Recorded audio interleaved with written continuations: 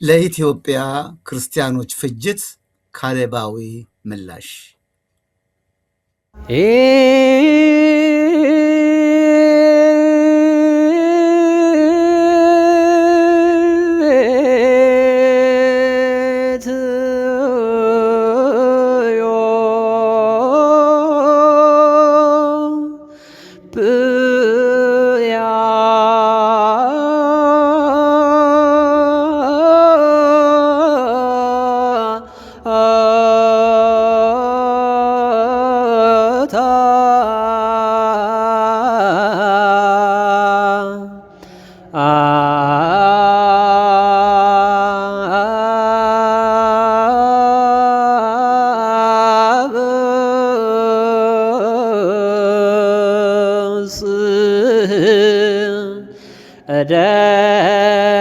እደዊሃ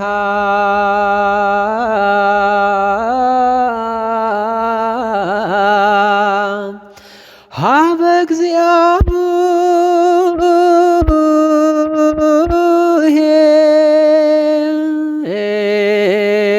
እግዚአብሔር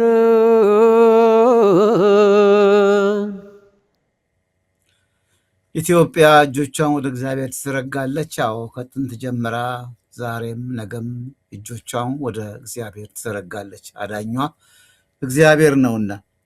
ሞዓ ተዋህዶ ነገ ቅዳሜ በኢትዮጵያ አቆጣጠር ከምሽቱ 3 ሰዓት ጀምሮ የበይነመረብ ትዕይንተ ህዝብ ውይይት ለማካሄድ ማቀዱ ተገልጧል። ሰዓቱ በኢትዮጵያ ከምሽቱ 3 ሰዓት ከሆነ አድማጭ ተመልካቾቻችን እንደያላችሁበት አካባቢ ሰዓታችሁን ማስተካከል ይቻላል። በኢትዮጵያ ከምሽቱ 3 ሰዓት ማለት እዚህ ዋሽንግተን ለምሳሌ ከቀኑ 8 ሰዓት ማለት 2 ፒኤም ማለት ነው። ምንድን ነው የዚህ ፕሮግራም ዓላማ? በዚህ ፕሮግራም ምን ምን ወሳኝ ነጥቦች ይነሳሉ?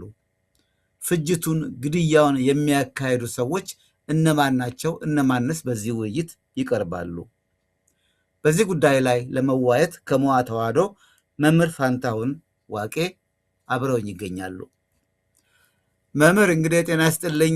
በበዓለ ትንሣኤ ሰሞን፣ በበዓለ 50 ሰሞን የክርስቲያኖች ሰላምታ ጌታ መነሳቱ ማወጅ ነውና ክርስቶስ ተንሳ እንላለን።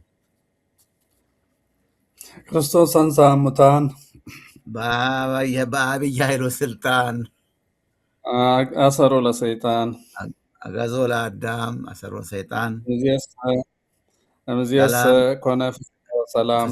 ሰላም እውነት ነው። አዎ ክርስቶስ ተንሳ በአማን ተንሳ ነው የምንባባለውና ያን ለማምጣት ነው። ገና በዓለ 50 ውስጥ ስለሆንን ነው። እንደምሰነበትክ መምህር። እንግዲህ ሁሌ እንደምለው አንተ ስል አድማጭ ተመልካቾች ነውረኛ እንዳይሉኝ አንተን በፈቀድክልኝ መሰረት ነው። እንዴት ሰነበትክ? እንዴት ነው በዓለ 50 ከፋሲካ በኋላ ያለው ስራ ድካሙ? እግዚአብሔር ይመስገን። እንግዲህ ምን ድካም አለ? ራሳቸውን ሰጥተው ቀንና ሌሊት የሚጸልዩልን እንደ ጸጋቸው ደግሞ ሰውን ለማትረፍ ራሳቸውን ሰጥተው ጦር ሜዳ የሚውሉልን በየአይነቱ የተሰለፉ ባሉበት እኛ መቼስ ምን ድካም አለብን? እነሱን ይጠብቃቸው እያልን የምንችለውን ያህል ለማድረግ እንሞክራለን። ደህና ነን። ሁሉ ክፉ ነገር ብዙ በግል የለብንም፣ ግን አንድ አካል ስለሆንን ሀገራችንና ሕዝባችን የሚሆነው ነገር ያው ህመማችን ነው። ሰላም ለማለት ያስቸግራል። እውነት ነው። መቼም ሰላምን በመመኘት ነው ሰላም ነን የምንለው እንጂ ሰላም በሀገር ቤት በተለይም በህዝቡ ዘንድ የለም። ግድያ፣ ስደት፣ መፈናቀል አለና እንደው ቅዱስ ሲኖዶስ በነገራችን ላይ ከቅርብ እንነሳ ብዬ ነው ጉባኤውን ያጠናቀቀ ይመስለኛል እና በመጨረሻም ላይ እንደ ዜና የተነገረ ነገር አለ።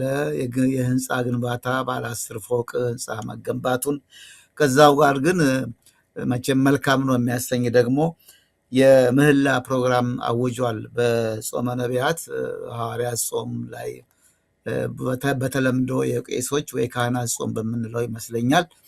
ምናልባት ይሄ ምህላ መታወጁ ሞዓ ተዋህዶ አሁን የሚያነሳውን ፍጅት እየተካሄደ ነው የሚለውን ሊያስቀረው ይችላል። በዛ ላይ ምን አስተያየት አለ መምህር? ነው ከዛ እንጀምርና ወደዚህ ወደ ተነሳንበት ጉዳይ እንሄዳለን። አይ የሚተጋገዙ ናቸው። ጋሽ አዲሱ ያው ጸሎት መከራ መጥቷል እያሉ ነው። ፊት ለፊት ባይናገሩም ምህላ መቼስም ብሎ አይጠራም እና በዲፕሎማሲው እልቂት ላይ ነን ያሉ ይመስላል። በአጀንዳቸው ባያሳዩትም በምህላ በኩል እየተናገሩ ይመስለኛል። ጥሩ አደረጉ። ምህላ ንስሐም ይፈልጋል። ብሔራዊ ንስሐ የምንገባበት እኛ ንጉሥ ሰቅለን ጳጳስ ገለን ዘር ቆጥረን ደም እያፈሰስን የምንኖር ሰዎች ምህላ አረግን አላረግን ሲኖዶሱን የጎሳ ምክር ቤት አስመስለን የምልስ ወታደሩን ሁሉ አስተዳዳሪ አድርገን ሙዳይ እየጎረጎርን ምህላ ይሰማን ይሆን? ብቻ እኛንም ለመመለስ ስለሚጠቅም ምህላው ጥሩ ነገር ነው ያደረጉት ብዬ ነው የማስበው። የህንፃ ምረቃው በዓል ማድመቁ ህዝብ የተፈናቀለበትን እና ቤተክርስቲያንም ሙዚየም ለማድረግ ክፉ ስርዓት የሚሄድበትን መንገድ እያደነቁ ማረሳሳቱ የጥፋቱ ሽፋን ሰጪነት ስለሚሆን መልካሙን ሁሉ መልሶ ያፈርሰዋል። የዚህ የክርስቲያን ፍጅት የካሌባዊ ምላሽ ጥሪ በዚህ የሚደበዝዝ ሳይሆን እንዳውም የሚደምቅ ይመስለኛል። እረኛ ተዳክሟልና እያንዳንድህ ንቃ የሚል ስለሆነ የኛው ጥሪ ያን የሚያደምቅ ነው ያደረጉት ብዬ ነው የማስበው። ጋሽ አዲሱ መልካም ነው። አድማጭ ተመልካቾቻችን የምንዋየው ከመምህር ፋንታሁን ዋቄ ጋር ነው። በተለይም ሞዓ ተዋህዶ በቅርቡ ያወጣው በኢትዮጵያ ክርስቲያኖች ላይ የሚደረገውን ፍጅት ለማቆም ካሌባዊ ምላሽ በሚል ርዕስ ነገ ቅዳሜ በኢትዮጵያ ሰዓት አቆጣጠር ከምሽቱ 3 ሰዓት ለምሳሌ እዚህ ዋሽንግተን 2 ፒኤም ከሰዓት በኋላ ማለት ነው። ሌሎቻችሁም እንደየ አካባቢያችሁ ሰዓቱን የኢትዮጵያው ከታወቀ በዛ መሰረት ማስተካከል ይቻላል እና ያን በተመለከተ እንደ ማስታወቂያም እንደ ማሳሰቢያም ይህን ፕሮግራም ሌሎቻችሁ ሚዲያም ያላችሁ ሁላችንም እንድናስተላልፍ አጽንኦት ለመስጠት ነው። መምህር እንደው አንድ ጥያቄ ሌላው ፕሮግራም ላይ አንተው ስትናገር ሰምቻለሁ። ያ ደግሞ የብዙ ሰዎች ሀሳብ ያለበት ነው። ለምሳሌ አንተን መሰል በኢትዮጵያ ቤተክርስቲያንና በኢትዮጵያውያን ላይ የምትቆረቆሩ ሰዎች እንደው ትራንስፎርም ለማድረግ ለመለወጥ ታስባላችሁ። ጥሩ ነው። አሁን እኛ ግን የያዝነው መጀመሪያ እንትረፍ እስቲ በህይወት እንቆይ ነው ብለው አንድ አባት እንደነገሩ አንድ ሚዲያ ላይ ስትናገር ሰምቻለሁ።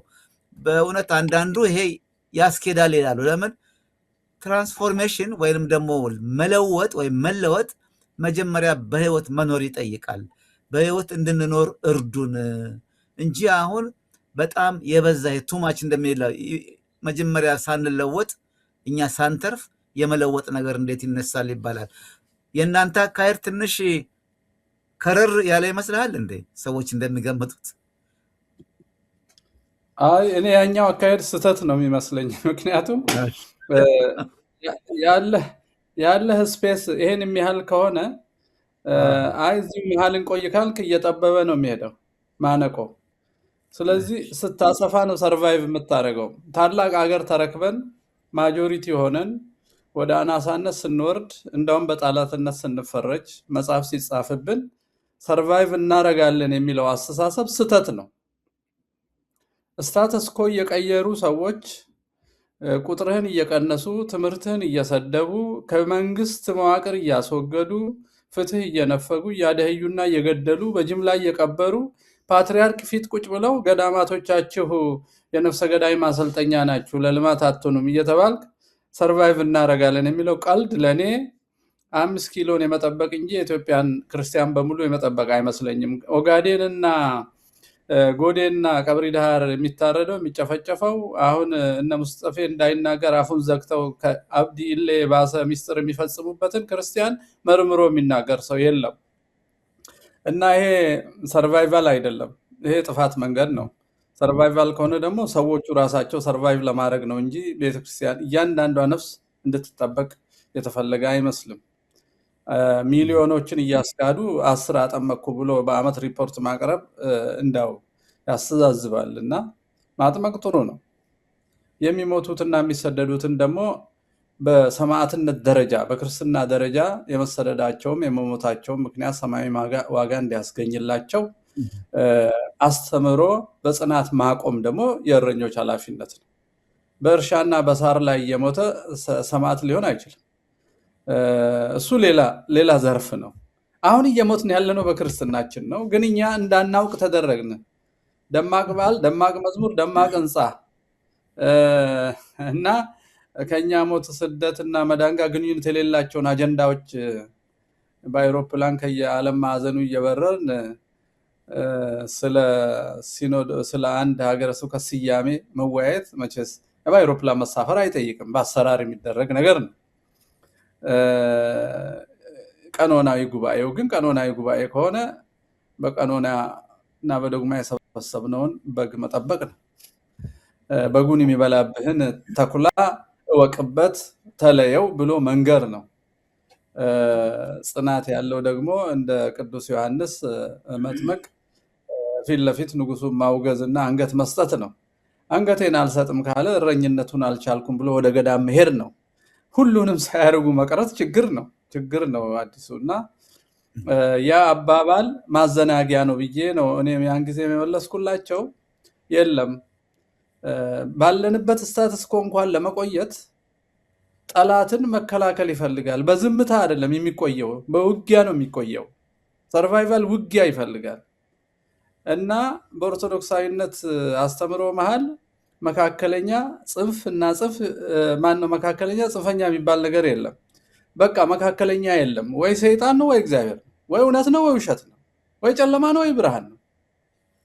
ብልሃት፣ ጥበብ፣ ዘመኑን ማጋንዘብ የሚባለው የሰው ነፍስን ማትረፍ እስከቻለ ነው።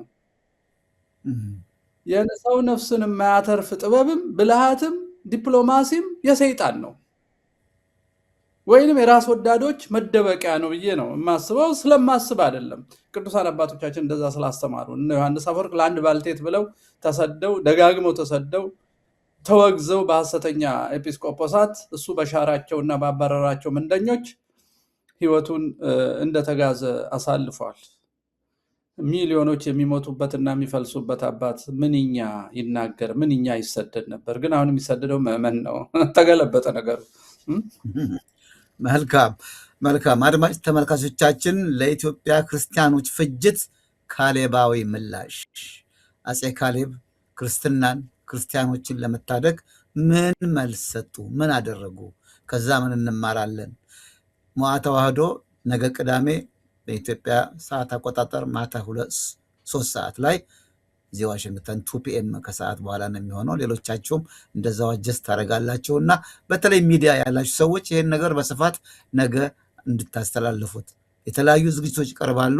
ምን እንደሚቀርቡ ጎላ ያሉትን መምህር ፋንታሁን ይገልጡልናል። ለኢትዮጵያ ክርስቲያኖች ፍጅት ካሌባዊ ምላሽ ምንድን ነው? እሱ ትርጉሙ ዓላማው ምንድን ነው? ነገ ምን ልታደርጉ አስባችኋል? ምን ወሳኝ ነጥቦች ይነሳሉ? ጠላቶቻችን እነማን መሆናቸው ተገልጦ ምን እርምጃ ይጠበቃል? ብዙ ሰዎች ነጋ ጠባ ቅስቀሳ፣ ነጋ ጠባ ሰልፍ፣ ምላሽ የለም እና አክሽን እርምጃ የመውሰድ ነገር የለም። 8 ዓመት ሙሉ ምናልባትም ከዛ በላይ ጀምሮ ተመሳሳይ ነገር ነው። እሱ ብቻ አይደለም። እንደ ሞዓ ተዋህዶ ያሉ የሃይማኖት ተቋማት ለምሳሌ ዓለም አቀፍ የክርስቲያኖች ስብስብ አለ። እነሱም እንዲሁ ቅስቀሳ ያደርጋሉ። ምን ያህል መናበብ አለ እርስ በርስ። መቼም ጥሩ የሚሆነው አንዱ የጀመረውን ሲያቆም ከዛው መቀጠል ነው እንጂ ሀብሎ መጀመር ትክክል አይሆንምና መናበብ ምለው እሱን ነው። እስቲ ይህንን ዓላማ መጀመሪያ ከዓላማው እንነሳ። ምን አስባቸዋል? ምን እንደሚደረገው እሱን ያብራሩልን እስቲ መምህር አብራራልኝ። ይቅርታ። እሺ፣ መጀመሪያ ስሙ ስያሜ እንግዲህ ካሌባዊ ምላሽ የተባለው ታሪካዊ መሰረት አለው። ካሌብ እንደሚታወቀው የኢትዮጵያ ንጉስ ነው። በወቅቱ በታችኛው አረቢያ በየመን አሁን ናግራን በሚባለው አካባቢ የነበሩ ክርስቲያኖችን ወደ ኦሪት መልሶ ለማስገባት ፍጅት የፈጸመ ንጉስ ነበረ። ያንን ያስተዋሉ የሮም፣ የሲሪያ፣ የእስክንድሪያ፣ የአንጾኪያ አባቶች የሮም ንጉሥ ተንቀሳቅሶ እዛ እስኪደርስ ርቀቱ ብዙ ነው። ካሌብ ሀገርህ ጠንካራ ነው፣ ሰራዊትህ ጠንካራ፣ ክርስቲያን ነህ፣ ክርስቲያኖችን አድንልን ብለው ለምነውታል። የአባቶችን ልመና ተቀብሎ በጸሎት አግዙኝ ብሎ ዘምቶ ክርስቲያኖችን ነፃ አውጥቶ ክርስቲያኖች የራሳቸውን ንጉሥ እንዲሾሙ አድርጎ ሾሞላቸው ወደ ሀገሩ ሲመለስ ይሄን ያደረገለትን እግዚአብሔር በምንኩስና በብሕትውና ሊያገለግል ዙፋኑን አስረክቦ አንዲት ውሃ መጠጫና ሰሌን ይዞ ወደ ገዳም ገብቷል። አቡነ ጰንጠሌዎን ገዳም ገብቷል። ቀብሩም ይገኛል። ይሄ ንጉሥ ምሳሌ የሚሆነው ምንድን ነው? ዘር የሚያጠፉትን በሃይማኖትና በማንነት ለይተው ከእምነት የሚያወጡትን በእግዚአብሔር ኃይል ድል የነሳ ንጉሥ ነው። ድል መንሳቱ የእግዚአብሔር ፈቃድ ነው። ለቁስ ለፍትወት ለዘረኝነት አለመሆን ደግሞ በምንኩስና ደምድሞታል። እንደ ዛሬዎቹ እከሌን አልምተን እከሌን ደግፈን ምስራቅ አፍሪካን እንገዛለን አይደለም፣ እንመነኩሳለን ሰው ይዳን ብለው የተነሱ ናቸው እና የተለዩ ናቸው። እነዚህ ምሳሌዎቻችን ለአሁኑ ሰው ስልጣን ላይ ላሉ ሰዎች ኢትዮጵያዊነት ምን ማለት እንደሆነ ከዚህ እንዲማሩ ነው። ሁለተኛ ደግሞ ሃይማኖትና ኦርቶዶክሳዊ መንፈሳዊነትና ፖለቲካ አይገናኝም፣ ቸርች ቤተክርስቲያንና መንግስት አይነካኩም እያለ የሚደበቀውን አዲሱን የቅኝ ገዢዎች ስብከት ቅዱስ ላሊበላን፣ ቅዱስ ይምርሃነ ክርስቶስን፣ ቅዱስ አርቤን፣ ቅዱስ ናኩቶ ለአብን ነክሶ መሰወር እንዳለ የሚሰው በመሰወር ቅድስና ደረጃ እያሉ እንኳን ምድራዊ ፖለቲካ እንደሚሰሩ አባቶቻችን በቅርብ ጊዜ ታቦት ይዘው ከጠላት እንደተዋጉ ያለውን ሁሉ የካዱ ሰባኪዎች ተነስተውብናል። በዚህ ዘመን ኦርቶዶክስን ክርስቲያንን የሚያደነዝዙ በመንፈሳዊነት ስም ቅዱሳን አባቶቻችን በተለይ ቤተክርስቲያን ወደ ካቶሊክም ወደዛ ከመሄዷ በፊት በአንድነት በነበሩ ጊዜ ያስተማሩን ቅዱሳን በሙሉ የክርስቲያን ኃላፊነት ዓለምን መቀደስ ነው፣ ጌታችን እናንተ ጨው ናችሁ ብርሃን ናችሁ የሚለውን በህይወት ተርጉሞ አሳይቷል። ያን ትርጉም የሚቃረን ስብከት ኢትዮጵያ ውስጥ እየተስፋፋ ነው። ማደንዘዣ ይሄም ማደንዘዣም የሚከላከል ስያሜ ነው ጋሽ አዲሱ እና የለም እኛ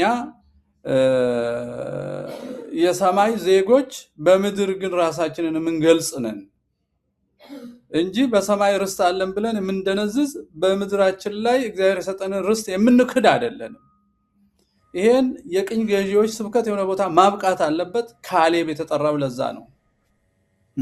ካሌብ ራስን ማዳን ሌላውን ማዳን ለወንድሞቼ ተጠያቂ ነኝ ማለት እንደ ቃየል እኔ ወንድሜ ጠባቂ ነኝ እንዳይል ክርስቲያን ተጠያቂነት እንዳለበት ካሌብ ተጠርቷል።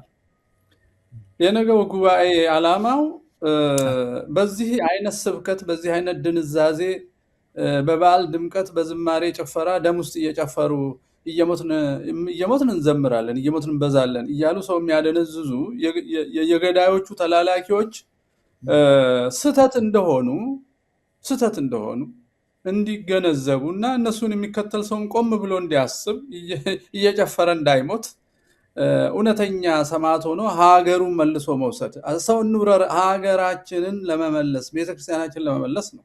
ይሄ ንቃት ይፈልጋል። በቂ ንቃት የለንም ጋሽ አዲስ ወደ አክሽን እንዳንሄድ አሁንም ስለ መዝሙር ስለሆነ አጥማቂ ስለ ቅዱስ ሲኖዶስ ቅድስናና ልዕልና ነው የምንከራከረው። በቂ ንቃት የለም። አዎ ቅዱስ ነው፣ አዎ ልዑል ነው፣ አዎ ልዕልናውን የሚያገኘው ከክርስቶስ ጋር ሲሆን ነው። አዎ የሐዋርያትን መንበር ወራሽ ነው። አዎ ቀኖና ይጠብቃል። ቀኖናው ግን ከሐዋርያት መቃረን የለበትም። አይ አብይም ደብዳቤ ቢቀበሉ አሁንም ቅዱስ ናቸው። እንዴት ያለ ነገር ነው! ወሊሶ ሄደው ከእኛና መንፈስ ቅዱስ ወሰነናል አሉ። አዲስ አበባ ያሉት ደግሞ አውግዘው እኛና መንፈስ ቅዱስ ወሰነናል አሉ።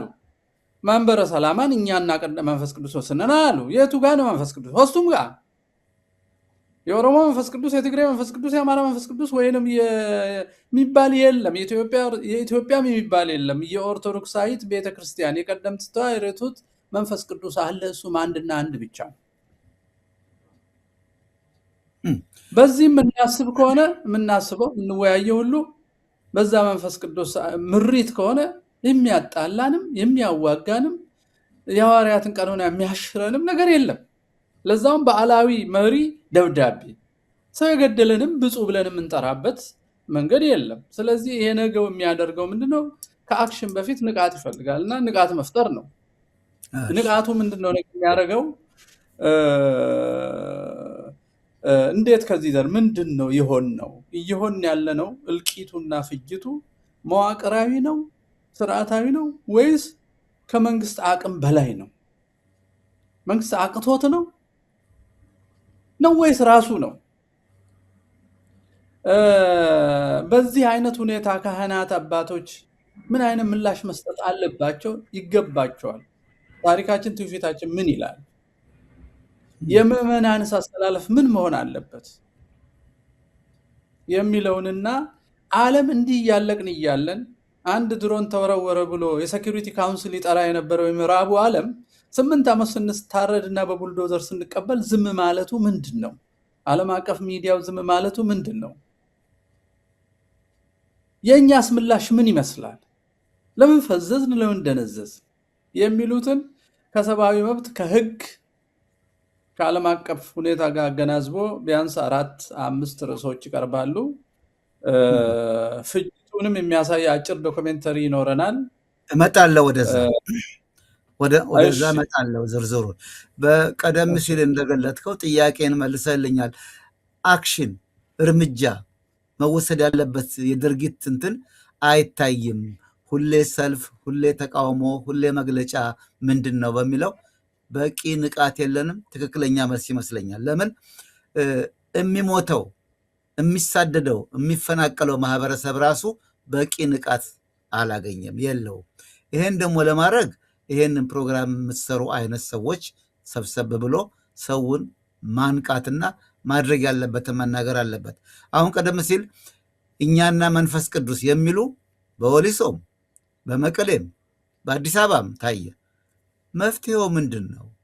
አሁንማ ወደ መቀሌ ወደ ትግራይ ስንሄድ ትግራይ ኢትዮጵያ ውስጥ ነች የሚል ወገን አለ።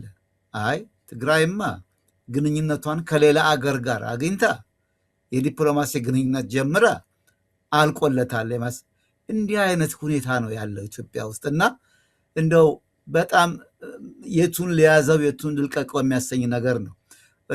እዚህ ላይ እንደ አስተያየት ካለ ትነግረኛለህ። ግን ወደሚቀጥለው ቅድም ወደ ጀመርከው እንሂድ። ምን ይካሄዳል? በተለይ ደግሞ ለዚህ ምላሽ ሊሰጡ ይገባል የምንላቸው የገዳዮቻችን አጋሮችም ሆኑ ከነሱ መካከል ሙግት ሊገጥም የሚችል የሚቀርቡ እነማን አሉ? በዚህ ዝግጅት ላይ ምን ይቀርባል የሚለው ላይ ሊካተት ይችላል ማለት ነው። እሺ፣ በጣም ጥሩ። በእውነት ነገ እንግዲህ የሚቀርበው አሁን ያልከው መልስ የሚሰጠው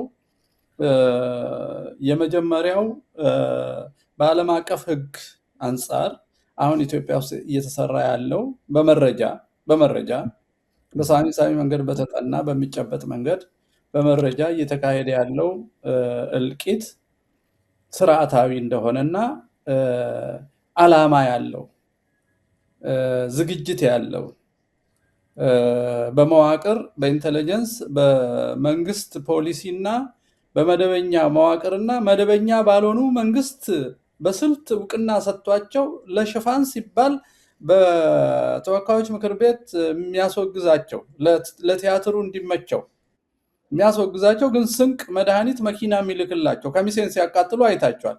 ጀነራል ጌታቸው ጉዲና ነው መኪናና መድኃኒት ምግብ የሚልክላቸው ከሚሴን ለሚያቃጥሉት። ይባስ ብሎ በሚዲያ ወጥቶ ይሄን ያደረጉት እዛው ክልል ውስጥ ያሉት ናቸው ብሎ ደግሞ ሟቾቹንና ጠፊዎቹን ሲከስ ሁሉም ሰው አይቷል።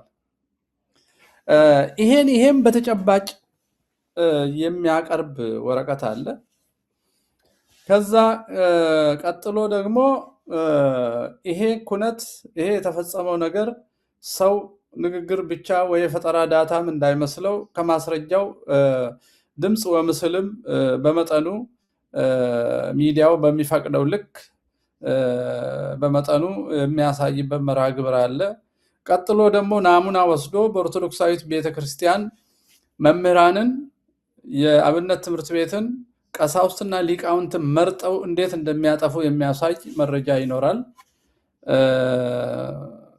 ከዛ ቀጥለን ዓለም ለምን ዝም አለ?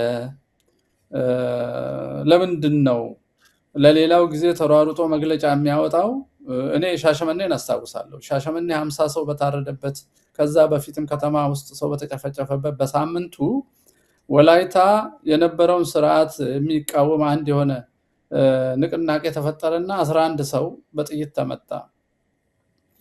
አምነስቲ ኢንተርናሽናል፣ ቢቢሲ፣ የምዕራቡ ክፍል፣ የአውሮፓ ዩኒየን ሁሉ ሰው የሰው መብት ተነካ ብሎ እሪ ያለ። መብት የሚሉት ኢትዮጵያን የሚከፍል መንግስትን የሚያዳክም ነገር ሲሆን መብት ይሆናል። ህዝብን የሚፈጅ የኢትዮጵያን ነገር ደግሞ የሚያጠናክር መብት፣ እውነተኛ መብት ደግሞ ሲጠየቅ ዝም ይባላል። ይሄን የሚያጋልጥ ለምን እንዲህ እንደሚደረግ ለኢትዮጵያ ህዝብ የሚነግር ይኖራል ማለት ነው። ቀጥሎ የሚኖረን ደግሞ አባቶች ካህናትና መምህራን በእንደዚህ አይነት ዘመን በእንደዚህ አይነት የመከራ ዘመን እረኞች ዳተኛ ሲሆኑ የቤተ መንግስቱ ገዳይ የቤተ እምነቱ አስገዳይ ሆኖ ሲገኝ በዝምታ ወይንም ሌላ አጀንዳ በማቅረብ እንደዚህ ሆኖ ሲገኝ ታዲያ ካህናትና ምዕመናን ምን ያደርጋሉ? መዋቅር ሲጠብቁ ነው የሚውሉት? መዋቅሩ እንደከዳ መዋቅሩ አይ ዝም ብሎኛል ልሙት ነው የሚባለው ወይስ ድርሻ አለን? በፍትሐ ነገስቱም በታሪክም በትውፊትም ምልክት አለ ወይ? የቤተ ክርስቲያን ቅዳሴ ዕለት ዕለት የምንቀድሰው ቅዳሴ ምን ይላል? ካህኑ እጁን ሲታጠብ ምን ማለቱ ነው? አሁን ደም እየፈሰሰ ነው። ስለሚፈሰው ደም አለመናገሩ የወንድምህን ደም ከእጅ ፈልጋለሁ የሚል ደም በእጁ ላይ የለም ወይ? ምንድን ነው የሚታጠበው? ቁርባኑ በዋና እጅ እንዲህ በማድረግ የሚመለጥ አይደለም። ይሄ እጅ መታጠብ ማለት ለወንድምህ ደም መናገር አለብህ። ተርቤ አብልተኛል፣ ተጠምቼ አጥተኛል። ጥያቄ ያለብን ፕራክቲካል ክርስትና ነው ኦርቶዶክስ እንጂ ኢማጂነሪ ሐሳባዊ አይደለም። የተግባር ሃይማኖት ነው። የተግባር ስለሆነ ነው ውሃ ቀርተን በስመ አብ ወወልድ ወመንፈስ ቅዱስ ብለን እኮ ጸበል አድርገን በሽተኛ እንፈውሳለን፣ ደዌ እናባርራለን። ምን ሆኖ ነው በአንደበት የተናገርነው ቃል ወጥቶ የሚፈስ ውሃ ውስጥ ገብቶ የማይታይ መንፈስ ያባረረው? ለእኛ የተዋሃዱ ነገሮች ናቸው። እጅ ስንታጠብ አርሲ ደግሞ የሚፈሰው ጋር የተገናኘ ነው። እኔ እሱን ተቃውሜያለሁ። እኔ እሱ ላይ የለውበትም። እኔ እሱን ደም አልቀበርኩም። እኔ አልመሰክርም ብዬ አልተደበቅኩም። ከዚህ ደም ንጹህ ነኝም እያልን ነው። የምትቆርቡት እናንተም ድርሻችሁን ተወጣችሁ የወንድሞቻችሁን ደም ተከላክላችሁ ፍትህ ሰጣችሁ ነው መቆረብ ያለባችሁ ነው እንጂ አይ በጾም ከሚስቴ ጋር ተኛው ጾም አፈረስኩ የሆነ ሰው አማው አይደለም። ኖ እሱ ለፍጹምነቱ ለምኑ መከራ የምናይባት የሁላችን የዕለት ዕለት ፈተና ናት። ደም እያስፈሰሱ ይህችን ንስሐ መግባት ቀልድ ናት። እንዲህ የሚባል ነገር ስለ ትልቁ ምንድነው ጌታችን ብሏል አይደለም? ትንኝ የምታጠሩ ግመል የምትጡ እንደሱ ነው የሆነው። እና ይሄን በሚመለከት ቅዳሴያችን ምን ይላል? ትምህርታችን ምን ይላል? አበው ምን አሉ? የሚል ደግሞ ለሁላችንም ለክርስቲያኖች የወንድሞቻችን ጠባቂ መሆናችንን የሚነግሩን ደግሞ አባቶች ይመጣሉ። እሱን እንሰማለን። ከሱ ተነስተን ነው ምን እናርግ፣ ከማጋን ቁም፣ እኛን የሚመስለን ንቅናቄ የቱ ነው? በሰብአዊነት የቆመ የቱ ነው? ለፍትህ የቆመ የቱ ነው? የሚያጠፋን ማን ነው? ለምን ዓላማ ነው? የዚህ አደንዛዥ ስብከቶች የቅኝ ገዢዎች አይነት ስብከቶች ከየት መጡ? እንዴት እንወጣቸው? በዝማሬና በህንፃ ሳንታለል እንዴት ለራሳችን ህልውና እንቁም? ሀገራችንንና ቤተክርስቲያናችንን እንዴት ከአጥፊዎቻችን እጅ መልሰን ወደ እውነተኛው ባለቤቱ እንመልስ? እነዚህ ጥቂት የውጭ ተላላኪዎች እንዴት ወረሱን? እንዴት እንቋቋማቸው? ይሄ ሁሉ ከንቃት በኋላ ሰው ማሰላስ። አሁን እኮ ገና ያመነታል እኮ። ዛሬ ጠዋት እንደዚህ አጋጥሞኛል ክርክር፣ ትላንት ማታም አጋጥሞኛል። ወዳጆቼ እየደወሉ እንዳው ይሄ ነገር የአባቶች ክብር ያሳንሳል፣ እንዳው ይሄ ነገር ወደፊት ካህን እንዳይሰማ ያደርጋል፣ እንዳው ይሄ ነገር ሳልኖር እንዴት ሰማቸዋለሁ? አሁን ለመኖር እንድኖር ያርጉና ልስማቸው ነው። እንድኖር ያድርጉ። የሚሞተውን ዝም ብሎ የቀረነውን ስሙ ማለት እስክንሞት ማለት ነው። ምን ማለት ነው? እና እንዲህ አይነቱን ማደንዘዣ የሆነ ቦታ ማቆም አለብን የሚል ወደ አክሽን የሚያመራ ነው። ይሄ ጉባኤ ግን ብቸኛው አይደለም ጋሽ አዲሱ ይኖረናል። ያን ጊዜ አክሽን ከህዝብ ይመነጫል። እኛ እናስበውን ደግሞ እናጋራለን። ከኛ ብቻ አይደለም የሚመነጨው፣ ከሰሚያኑ መምጣት አለበት ድርጊት። መልካም አድማጭ ተመልካቾቻችን የምትከታተሉት አዲሱ ሚዲያን ነው። እንግዳችን መምህር ፋንታሁን ዋቄ ለኢትዮጵያ ክርስቲያኖች ፍጅት ካሌባዊ ምላሽ በሚል ርዕስ ነገ ቅዳሜ ሰፊ የበይነ መረብ ውይይት ይኖራል። በዚያ ላይ በርካታ ነጥቦች ይነሳሉ። የዚህ ፕሮግራም ዓላማ ይህ ዝግጅት ማለቴ ነው ለነገ እንደ ማስታወቂያ ምን ምን ዋና ዋና አንኳር ጉዳዮች ይነሳሉ የሚለውን ጥያቄ ለመመለስ ነው። ስለዚህ ሁላችሁም ነገ ቀጠሯችሁ ይህን ፕሮግራም ለመከታተል ለማድመጥ ይሆን። ደግሞም ይህንን የአዲሱ ሚዲያን የምትከታተሉ አድማጭ ተመልካቾች ምናልባት ሌሎቹም ይህንን አስተያየት እንዲያገኙ የመምህር ፋንታሁን ዋቄን ምላሽ እንዲሰሙ ሰብስክራይብ ያላረጋችሁ ሰብስክራይብ እያረጋችሁ፣ ላይክ እያረጋችሁ ሼር ብታረጉት ሌሎቹም መልእክቱ ይደርሳቸዋል። ስለዚህ ነገ ቀጠሯችሁ በኢትዮጵያ ሰዓት አቆጣጠር ከምሽቱ 3 ሰዓት ጀምሮ በሚካሄደው ውይይት ተሳታፊ እንድትሆኑ የኔ የስራ ባልደረቦች፣ የሙያ ባልደረቦች፣ ባለሚዲያዎች ደግሞ ሚዲያዎቻችሁን ነገ ከምሽቱ በኢትዮጵያ አቆጣጠር 3 ሰዓት ጀምሮ ይህን ፕሮግራም ለማስተላለፍ እንድትጠቀሙበት አዘጋጆቹ አደራ ብለዋል። ያንን ነው የማስተላለፈው። መምህር እንደው ጥሩ ነጥብ ነው የተነሳው። ቀደም ሲል እንዳልኩት ምላሽ ያስፈልጋል፣ ክትትል ያስፈልጋል ብለናል እና ምላሽ የለም ለሚለው ደግሞ በቂ ንቃት ባለመኖሩ ይታመናል። አንድ ቅድም ጠቆም ያረኩትን በደንብ አላብራራሁትም ይመስለኛል ጥያቄን። ተከታታይ ዓላማ ያላችሁ ተቋማት፣ ድርጅቶች አብሮ የመስራትና አንዱ የጀመረውን ሀ ብሎ ለራስ በመጀመር ሳይሆን መቀጠል ያስፈልጋል። አሁን ለምሳሌ ብዙ ጊዜ የሚገርመኝ ስለ ኢትዮጵያ ፖለቲካ አዳዲስ ድርጅቶች ይቋቋማሉ። ሁሉም አዲስ ሀሳብ ነው ይዞ የሚመጣው። አንዱ የጀመረውን በመቀጠል ከዚህ ተነስተን እንሂድበት የሚል የለም። የኢትዮጵያ ችግር መፍትሄው አንድ ነው፣ ይህንን ስርዓት መቀየር ነው። ይሄ ስርዓት ሲቀየር የሃይማኖቱም የፖለቲካውም የህዝቡም ደህንነት ምላሽ ያገኛል ተብሎ ይታመናል። ደግሞ ይሄ እውነት ነው። አሁን ለምሳሌ መምህር እንደናንተው ምናልባት አንተም እዛ ውስጥ ትኖራለህ። ጥምረት ለቤተ ክርስቲያን አለ፣ መዋ ተዋህዶ አለ። ዓላማው የቤተ ክርስቲያን ጉዳይ፣ የአማኞች ጉዳይ፣ የክርስቲያኖች ጉዳይ ከሆነ አንዱ የሚሰራውን መነበብ ያስፈልጋል። ከዛው መቀጠል ይቻላል። ምናልባት ከዚህ ቀደም አሁን ጥምረት ቢያንስ 2 ሊቃነ ጳጳሳት ብፁዕ አቡነ ጴጥሮስ እና ብፁዕ አቡነ ሉቃስ የተገኙበት ስብሰባ ተካሂዷል። እርግጠኛ ነኝ ዓላማችሁ አንድ ነው። ነገር ግን አንዱ የአንዱን አንስቶ መቀጠል አለበት እና ይህንን በአጽንኦት የምናገረው እንደው ወድጄ አይደለም፣ ብዙ ሰው የሚያነሳው ጥያቄ ነው። በፖለቲካውን አሁን ብንሄድ እዚህ ዋሽንግተን አሜሪካ አይደለም፣ ዋሽንግተን ዲሲ አካባቢ፣ በመላው ዓለም አይደለም፣ በአውሮፓ አይደለም፣ እዚህ ዋሽንግተን አካባቢ የአማራ ማህበራት ከ10 ምናምን በላይ ናቸው። ግማሹ እርስ በርስ የሚቃረን ነው፣ የማይዋደድ ከስንት አንድ ነው ተስማምቶ የሚሰራ። ተስማምቶ ቢሰራም ግን እከሌ እዚህ ድረስ አድርሷል ትግሉን፣ እኔ ደግሞ ከዛ ልቀጥል አይልም። ይሄ በጣም ችግር አለና በፖለቲከኞች የምናየው በኩል የምናየው ችግር በዚህ በመንፈሳዊ ተቋማትም እንዳይደገም በዚህ ላይ እንደው በአጽንኦት ምን ያህል ትሰራላችሁ? ቅድም እንዳልኩት ከጥምረት ለቤተክርስቲያን ዓለም አቀፍ ጉባኤ ጋር መዋ ተዋህዶም ሌሎችም አሉ እና ያንን በማጠናከርና አንድ ገጽ ላይ ሆኖ በመናበብ መቀጠል አለበት። ደግሜ ነው ይህን ጥያቄ ያቀረብኩት። እርግጠኛ ነኝ አጽንኦት ልሰጥበት ፈልጌ ነው። አንተም እንደዛው በማሰብ መልስህን እንጠብቃለሁ። እሺ ጋሽ አዲሱ ጥሩ ጥያቄ ነው። ይሄ ለፖለቲካውም ይሆናል ለሁሉም ይሆናል። እውነት ነው።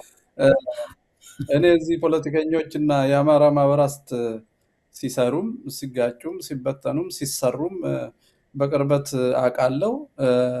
በቤተክርስቲያንም ትንሽ የተለየ ምክንያት አለው እንጂ እንደዚሁ አለ። ምክንያቶቹን ልናገር መጀመሪያ እና በእኛ በዚህ አሁን ባለው እሱ አንድ ላይ ነን ሁላችንም፣ ጥምረትም እኛም። ይሄ ጉባኤ በጥምረት ተዘጋጅቷል። የዛ ቅጥያና አካሄድ ነው። ግን ምክንያቶቹን ለአሁኑ ሳይሆን አጠቃላይ ለምን እንደምንበጣበጥ እናገራለሁ። አንደኛው ግለኝነት ነው። ግለኝነት ማለት አንድ ንቅናቄ የሚመሩ ሰዎች ከንቅናቄው ዓላማ በላይ የራሳቸው መታየት ወይ የራሳቸው ፍላጎት ወይ የራሳቸው ግብ ይበዛባቸውና የተሻሉ ሰዎች ከተሻሉ ሰዎች ጋር መሰብሰብን ይፈራሉ። ስለዚህ ንቅናቄዎችን በራሳቸው ስር ይሰበስቡታል። አንዱ ይሄ ነው። ይሄ ግለኝነት የምንለው ነው። ይሄ እኮ እንኳን በስብሰባ በፋኖ ደማቸውን በሚያፈሱት መሃል እንኳን ተከስቷል። ህልውና ብለው ከወጡ በኋላ ስልጣን የሚፈልጉ ሰዎች አንድነታቸው እንዳይመጡ አድርገዋቸዋል። አንዱ ግለኝነት ነው። ሁለተኛው ተላላኪነት ነው። በነገራችን ላይ ምንም በአንደበት የምናወራውና በተግባር ልባችን የሚነገረን የምንፈልገው ሊለያይ ይችላል። የተላከ ሰው ከማንም ጋር ተደራድሮ መስማማት አይችልም። እዚህ እየተሰበሰበ የላኪውን ስልክ ይቀበላል፣ ወይንም ሄዶ ነገ ያፈርሳል፣ ስብሰባ ያሳድራል፣ ተመካክረን እንመለስ ይላል። እና ተላላኪዎች ሁል ጊዜ አሉ። ለማን የሚላኩ?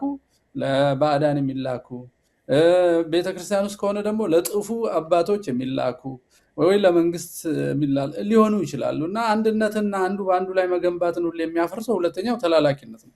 ሶስተኛው አለመተዋወቅ ነው። ሰዎች በደንብ ዘመኑ የጥርጣሬ መተማማት ስለሆነ ተማምነው የራሳቸውን አጀንዳ ለሌላው በግልጽ ሰጥተው ደግፈኝ እንደጋገፍ አይባባሉም። ሁል ጊዜ በጥርጣሬና ከስብሰባ ወጥቶ ሌላ ሁለተኛ ስብሰባ በጀርባ ማድረግ፣ እከሌ ግን ማን ነው ብሎ ማንሾካሾክ በጣም የተለመደ የዘር ፖለቲካ ኢትዮጵያ ውስጥ ያስገባው የመጠፋፋት መንገድ ነው። ይሄ ጠላት የሰጠን ነው። ሶስተኛው። አራተኛውና አምስተኛው ከቅንነት የመጣ ነው። አንዱ ኤጂሊቲ ወይንም ነገሮችን ለማድረግ ፍጥነት። ብዙ ሰው በተሳተፈ ቁጥር ውሳኔ ላይ መድረስ ያስቸግራል። ስለዚህ ሰዎች አይ የሌሎቹን ዓላማ እስካልተቃረን ድረስ እኔ እናንተ እንጀምረውና እነሱ ይሳተፉ ብሎ ይሄዳል። ይሄ ለፍጥነት ሲባል የሚደረግ ነገር ነው። የሚያስከፋ አይደለም። የመጨረሻው ቴክኒካል ነው። ይሄ ቴክኒካሉ በፖለቲካውም በሃይማኖትም ይሰራል። ቴክኒካል የምንለው ክህነት ኖሯቸው ምንኩስናም ኖሯቸው እንዲህ አይነት ጠንካራ ነገር ብንናገር ጳጳሳት ከመናገራቸው በፊት ክህነታችን ይያዛል። ኢትዮጵያ ወፍጮ ቤት የከፈቱ ሱቅ የከፈቱ ኢትዮጵያ መሄድ አንችልም። ከውጭ ሀገር ዶላር እየሰበሰቡ ሀገራቸው ንግድ ያቋቋሙ መመላለስ አንችልም። ወይንም አጠገብ ያለው ጳጳስ ክህነት ስለሰጠኝ ይይዝብኛል። ስለዚህ ከእናንተ ጋር የምሳተፈው በዚህ አይነት አጀንዳ እንጂ በዚህኛው እኔ ልደበቅ ልቆይ እስቲ እኔ ከጀርባ ልምከራችሁ እንጂ እንደው አይሆንልኝም፣ የክህነት ህይወቴም ምንኩስናዬም አደጋ ላይ ይወድቃል፣ ያወግዙኛል እነዚህ ሰዎች ብለው ደግሞ የሚፈሩ ሰዎች ይኖራሉ። ይህም ሌጂቲሜት ነው፣ ቴክኒካል ነው። ሌላው ደግሞ አይ አሁን ፋኖስ ብናይ አይ ከጎረቤቶቻችን ህዋቶች ጋር አንጣላም፣ ህዋትን እንንከባከብ፣ መጀመሪያ አብይን እናሸንፍ። አይ መስቀል ስናረግ ምዕራባውያኑ ሴኩላር አይደላችሁም ብለው የክርስትና ጽንፈኝነት በምስራቅ አፍሪካ እየተከሰተ ነው ብለው ይዘምቱብናል። ያለነሱ ፍቃድ ስልጣን አይገኝም፣ መስቀላችንን እንደብቅ።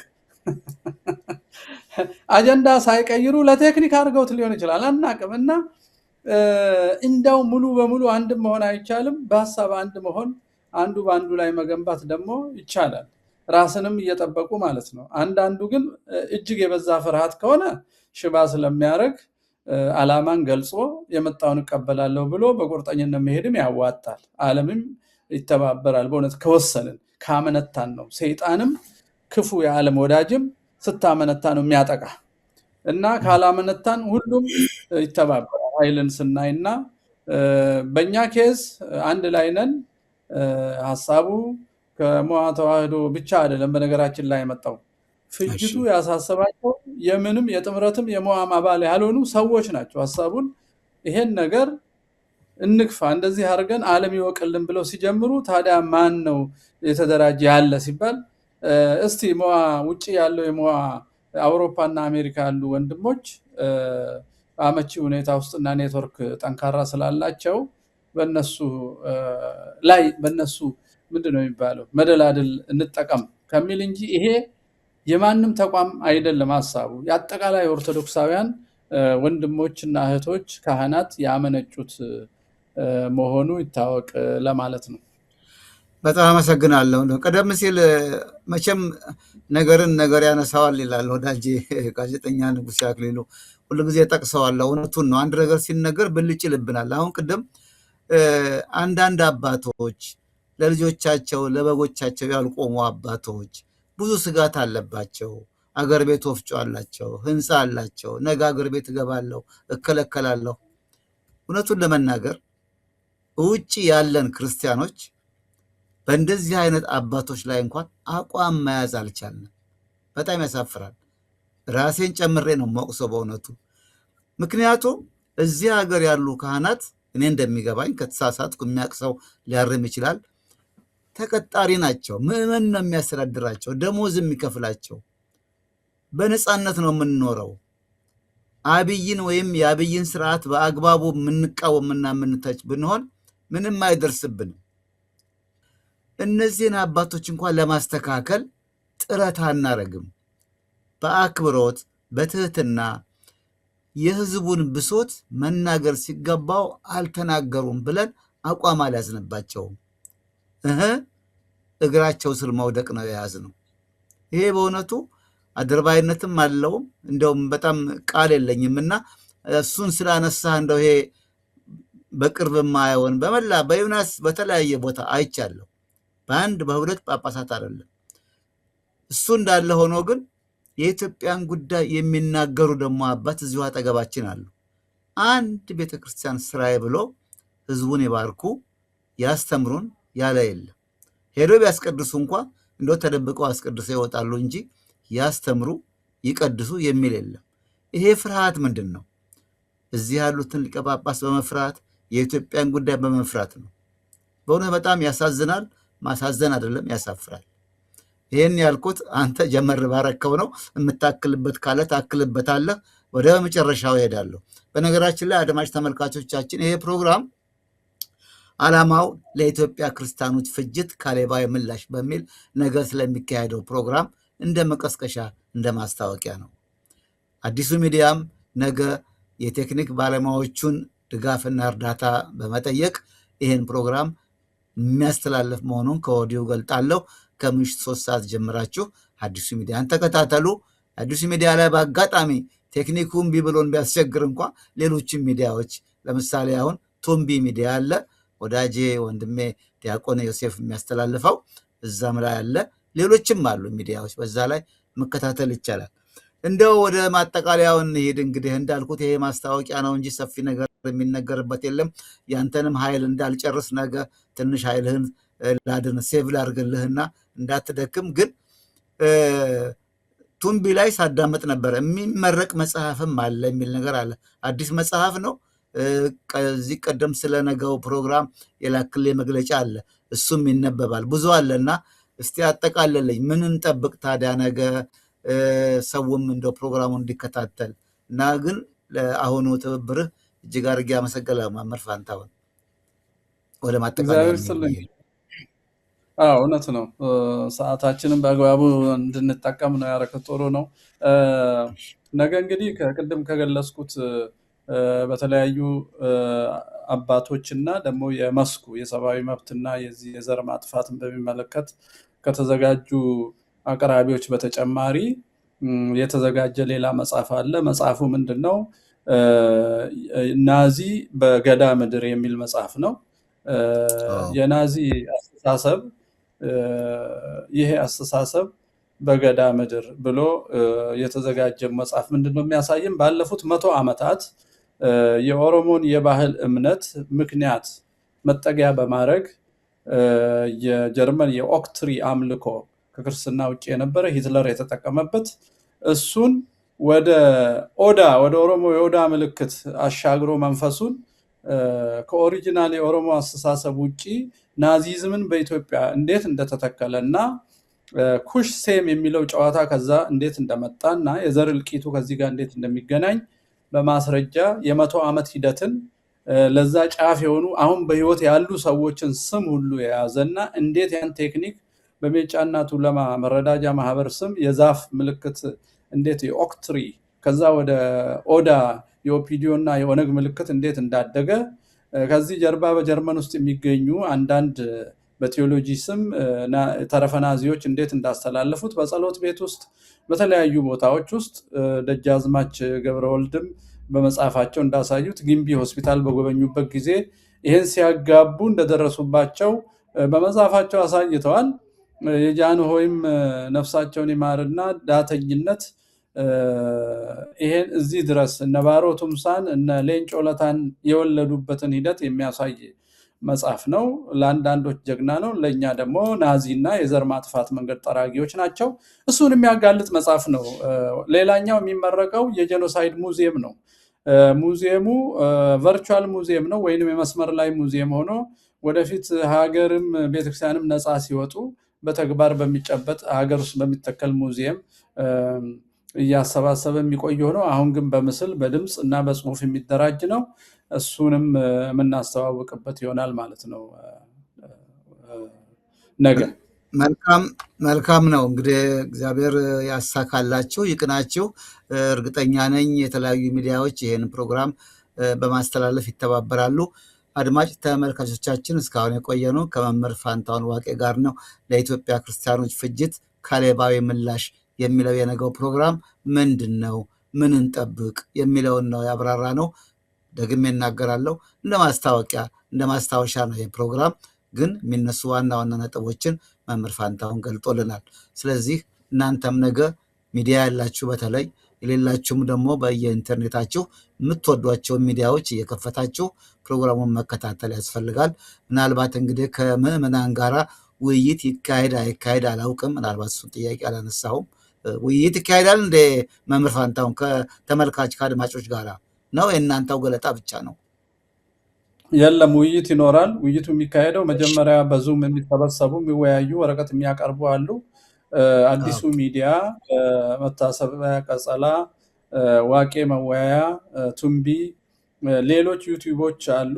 እነሱ ያሰራጩታል። ማንኛውም ሀሳብ ያለው ሰው የከፈተው ዩቲዩብ ላይ እንትን ይጽፋል፣ መልእክቱን የሚሰበስቡ አሉ። መልእክቱን ለወረቀት አቅራቢዎቹ መልሰው የሚያነቡ፣ በዛ መሰረት ውይይቱ በዛ መሰረት ይካሄዳል። የተወሰኑ መግባት የሚችሉ ሰዎች ይኖሩ ይሆናል በዙም ውስጥ፣ ዙም የሚሸከመውን ያህል እዛ ደግሞ እጅ እያወጡ ውይይት ያደርጋሉ እና ውይይት ይኖራል። ሌላው በጽሁፍ ተደራጅቶ ነገ የማይመለሰው የሚቀጥለው ጉባኤ ላይ በደንብ ዝግጅት ተደርጎበት ወደ ተግባር በሚወስድ መንፈስ እንደዚህ ቴዎሬቲካል እና ዝም ብሎ ሀሳባዊና የሚያጨቃጭቅ ነገር ሳይሆን ወደ ተግባር የሚወስድ ነገር ይደረጋል። ትንሽ ቁጥጥር የሚደረገው ምንድነው? በመስመር ላይ ብዙ ጊዜ ውይይት ስንከፍት ስርዓቱ ያደራጃቸው ወይንም በዘረኝነት የታወሩ የሰውን እልቂት ለመሰወር ሌላ አጀንዳ የሚያቀርቡ፣ እዚህ ጋር ሰው ታርዶ በቡልዶዘር እየተቀበረ ነው እያልኩት ምኒልክ እጅ ቆርጦ ነበር ይለኛል። እኔ ስለ አጽም እያወራሁ አይደለም፣ ስለ ህያው ሰው እያወራሁ ነው። እና አጀንዳ አትቀይር ነው እኔ የምለው።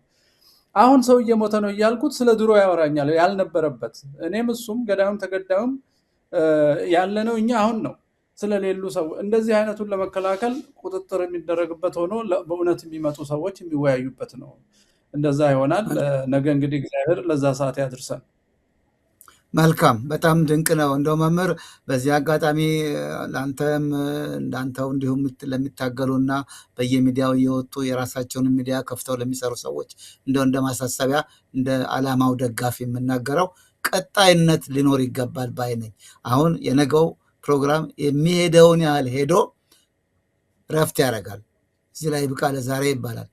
ሌላ ደግሞ ጥምረትም ይሁን እናንተም ሌላም ይሁን ደግሞ ይህን ጉዳይ ከተነሳበት ከቆመበት ጀምሮ መቀጠል አለበት እንጂ አዲስ መሆን የለበትም። ከዚህ ቀደም ይሄን አድርገን ነበር፣ ቀጣይ ደግሞ ቀሪ ስራችን ይሄ ነው ተብሎ ያን ቀሪ ስራ ማካሄድ ያስፈልጋልና ይሄ እንደው በፈረንጆቹ በእንግሊዝኛው ኮንቲኒቲ እንደሚባለው ክትትል ያለው ተያያዥ ያለው የማይቆም ወደ መፍትሄ የሚወስደንን መንገድ ይዞ መሄድ ነው። በጣም አመሰግናለሁ መምህር፣ እግዚአብሔር ይስጥልኝ ስለ ጊዜው። አድማጭ ተመልካቾቻችን እስካሁን ሼር፣ ሰብስክራይብ፣ ላይክ እያደረጋችሁ አብረን እንደቆያችሁ ይሄ ዝግጅት ይሄ ፕሮግራም ለሌሎቹ እንዲደርስ ስለረዳችሁ እጅግ አድርጌ አመሰግናለሁ። አብራችሁ ጊዜያችሁን አጥፍታችሁ ስለተከታተላችሁንም አመሰግናለሁ። አዲሱ ሚዲያ በሌላ ጊዜ በሌላ ርዕሰ ጉዳይ ከሌሎች እንግዶች ጋር ይመለሳል። እስካሁን ስላዳመጣችሁ በድጋሚ አመሰግናለሁ። ጤና ይስጥልኝ።